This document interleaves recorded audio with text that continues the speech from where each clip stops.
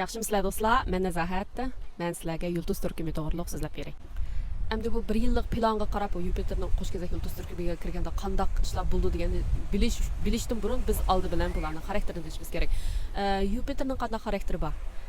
Shu Yupiter kirgan qo'shkezak yulduz turkumining qanday xarakteri bor deganni bilishimiz kerak. Qo'shkezak yulduz turkumi balki sizlar to'rdan ko'rgan bo'lishinglar mumkin.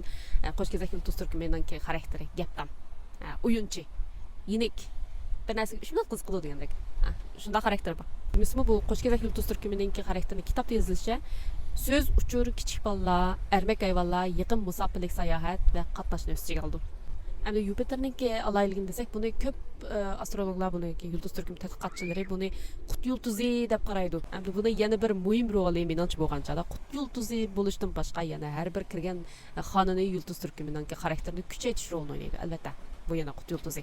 Shunga bu Yupiter qo'shkezak yulduz turkumiga kirgan vaqtda qo'shkezak yulduz turkumida boya degandek shunday qiziqadigan aqlliq kichik bolalar, ermak hayvonlar, so'z uchur, qiziqarliq degandek bu shu xarakterlarni kuchaytirdi.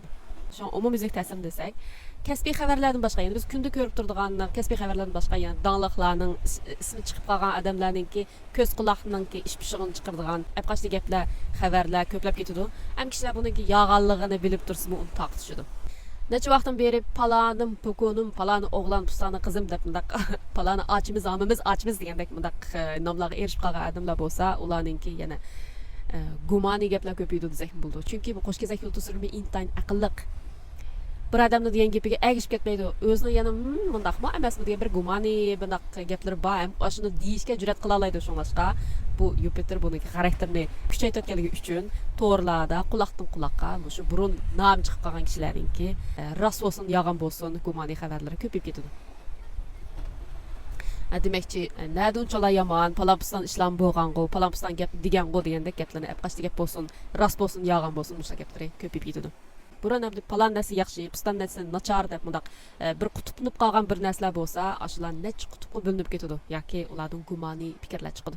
Balkim bu gaplarni rost yolg'onligi muhim emas, faqat ko'zni, quloqni o'ziga jalb qila olsa bo'ldi. Shunga biz bir xabarlarni, gaplarni olgan vaqtimizda, ko'rgan vaqtimizda uning rost yolg'onligiga obdan diqqat qilib boqmasak bo'lmaydi.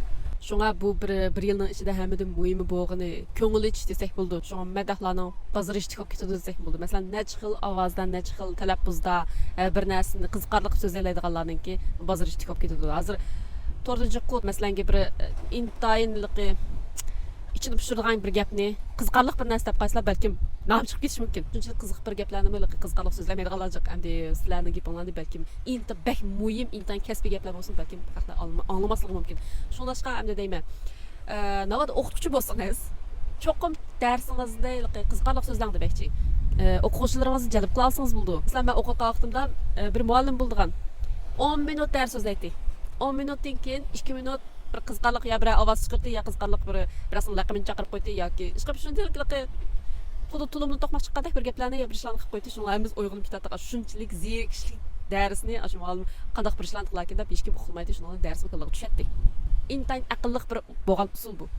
O'quvchilar degan shu quramiga yetmaganlar degan gap shunday qo'y. Masalan, oliy maktab quramiga yetib bo'lgan shunaqasmi, oliy maktabdagi bolalarni bir yoshlar ularni qiziqishi shunday bir qiziqarli bir narsalarga qiziqdi-ku. Endi buni deb kelsam, qiziqarli narsaga qiziqadiganlar kichik bolalar emas, hozir cho'nglar borki, endi do'yinga dumni tushibdi-ku, hammasini qo'lda 24 soat telefon turdi-ku, cho'nglarning qo'lida shunga qiziqarli bo'lg'ashqa. Shunglashqa bir narsa so'zlagan vaqtingizda cho'qim qiziqarli, ko'zni tuta oladigan, og'zini tuta oladigan qilib so'zlang. Masalan, siz bir mutassib bir odam yig'in ochsiz yoki dars so'zlaysiz, ashuna ichida men sendan yuqori deganni ifodalab qo'ydingiz. Sizni gapingizni anglayotganlar, o'quvchilar sizni oldingizda ishni demagan bilan, keyiningizdan cho'qim sizni ya laqam qo'yib, ya bir qo'shiqlar ketib, rap qo'yitadi sizni, rap etib ketadi siz uchun. Endi rap bo'lib ketmasligingiz uchun haqning og'ziga laqam qo'yilib qolmasligi uchun bizningki muallimlarning har xil yozil laqablari bor, uni men tigim yo'q. Laqam qo'yilib qolmasligi uchun haqning og'ziga rap qo'shiq bo'lib g'azal bo'lib ketmasligingiz uchun cho'qim intayin qiziqarli so'zlar. Qo'shkezak yulduz turkumining yana bir aloyligi qisqa muddatli qiziqish. Qisqa muddatlik. Shunlashqa balkim bu yaqinda qisqa muddatlik o'ylash qiziqligi ko'tarilib ketishi mumkin. Kurslarningki turi soni ishib ketadi. Endi kurslar, endi matematik kursi, fizika kursi degandan boshqa yana rasm sizish, suv uzish orqali o'riqlash degandek bundaq qisqa muddatlik kurslar ko'payib ketishi mumkin. Endi bu qo'shkezak yulduz turkumi yana kichik bolalarga munosabatlik. Şoňlaşqa, kichik bala degimiz bu vaq emas, qo'shkezak yulduz turkumi shu o'qish ishidagi boshlang'ich mezgildagi balalarniki balalarga munosabatlik.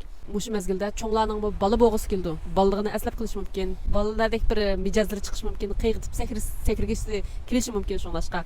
Navada kurs ochmoqchi bo'lgan ideyingiz bo'lsa, cho'nglar bilan kichik balalarniki tang ep mang'alaydigan kurslarni ochsangiz aql demoqchi, masalan, rasm sizish yoki bir usul yoki yoga cho'ng kichiklar tang qildigan. Masalan, til o'rganish degandek. Endi shu cho'nglar bilan kichiklar tang o'rganilsa, kursingiz kirib, bu eng yaxshi bo'ldi. Qo'shkezak yulduz turkumining yana bir aloyiligi qisqa muddatlik sayohat. Ya'ni hech qanday plan ketmaydigan. Masalan, atrofingizda qo'shkezak yulduzlik do'stlaringiz bo'lsa, qarab yiqinglar, ularning tuzuk plani yo'q.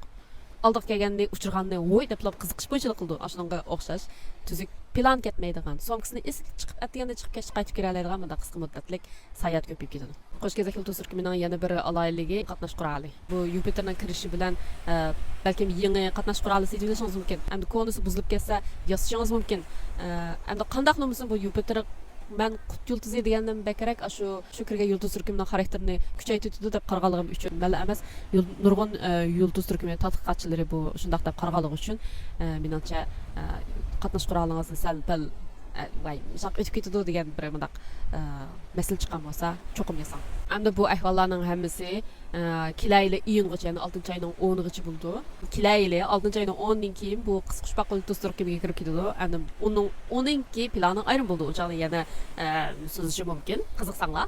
Endi bu abay degankidek bu 12 yulduz turkumining hammasiga o'rtaq. Hozir deganlarimning hammasi faqatla men qo'shkezak yulduz turkumi bilan Yupiterning aloyligi bu ikkisi birga kelgandan keyin qanday bo'ldi?